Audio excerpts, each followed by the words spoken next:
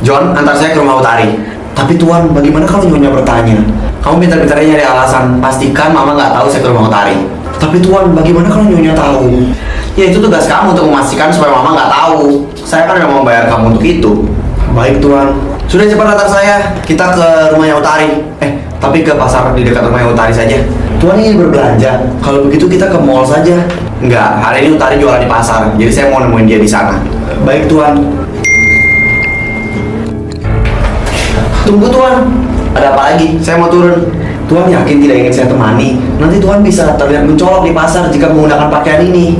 Emang apa masalahnya? Sudah, saya mau turun. Bagaimana kalau saya saja yang mencari Nona Utari untuk menemui Tuan di sini? Utari lagi jualan, nggak mungkin dia tinggalin dagangannya. Udah, kamu jangan berisik.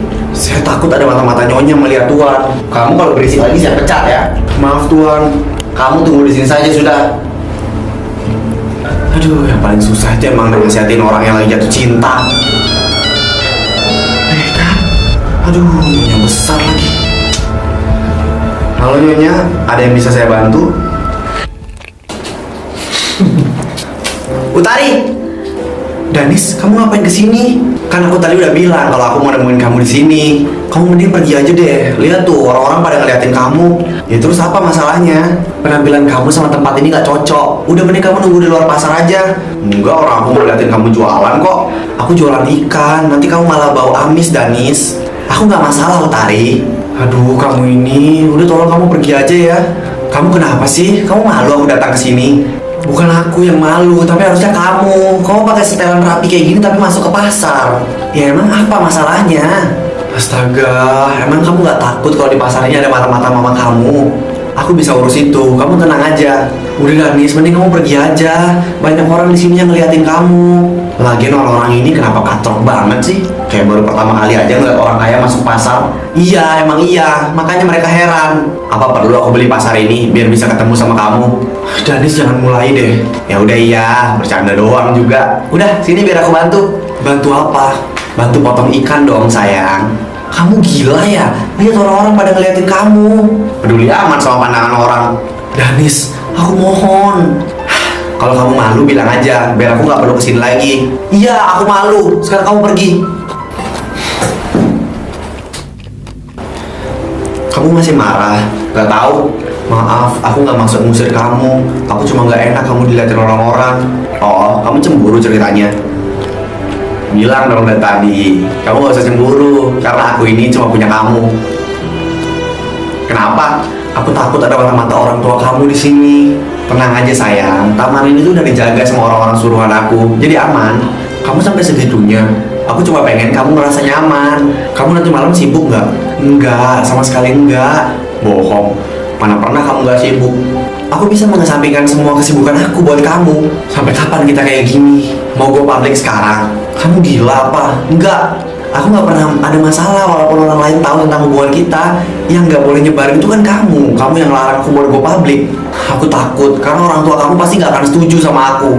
Aku nggak peduli. Yang bakal nikah sama kamu itu aku. Jadi aku nggak peduli sama perspektif orang lain. Tapi aku nggak mau gitu, Danis. Udah, mending gak usah ngebahas hal itu deh. Kita jarang lo dapet waktu berduaan gini. Jadi gak usah bahas hal-hal yang berat. Iya. San, makasih ya kamu udah nawarin aku buat kerja di sini. Gak masalah Utari. Tapi maaf ya, kerjaannya cuma jadi pelayan. Aku terima semua kerjaan kok, asal bisa nyicil biaya pengobatan buat ayah. Andai aja aku kaya, pasti aku bakal bantu kamu. Kalau kamu kaya, aku juga gak bakalan nerima bantuan dari kamu. Kamu terlalu gak enakan, Ri. Padahal pacar kamu juga kaya loh. Aku udah cukup nanggung beban punya pacar jadi orang kaya. Udah cukup itu aja beban aku. Bukannya kegunaan punya pacar emang untuk dimanfaatkan ya? Itu kan kamu. Tau gak, Ri?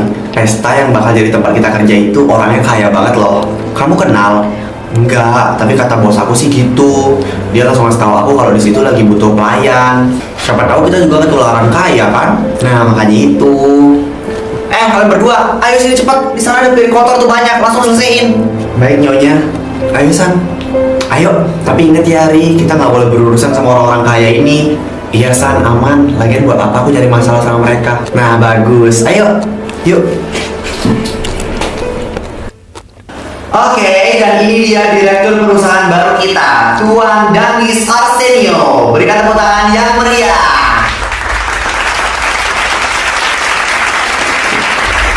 Danis, selamat malam semuanya. Perkenalkan, nama saya Danis Arsenio.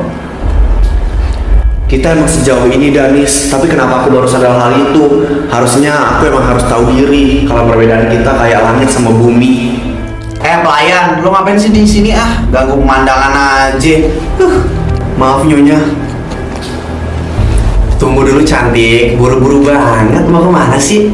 Tuan, tolong jangan kurang ajar. Malam ini mau bareng sama saya nggak? Tuan, saya bukan perempuan yang seperti itu. Baby, kamu kenapa?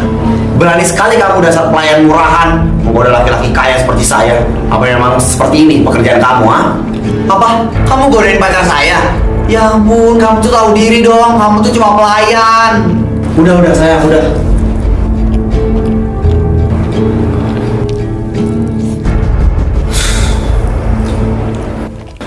Maaf ya Utari, aku nggak tahu kalau ternyata ini pesta kenaikan pacar kamu jadi direktur.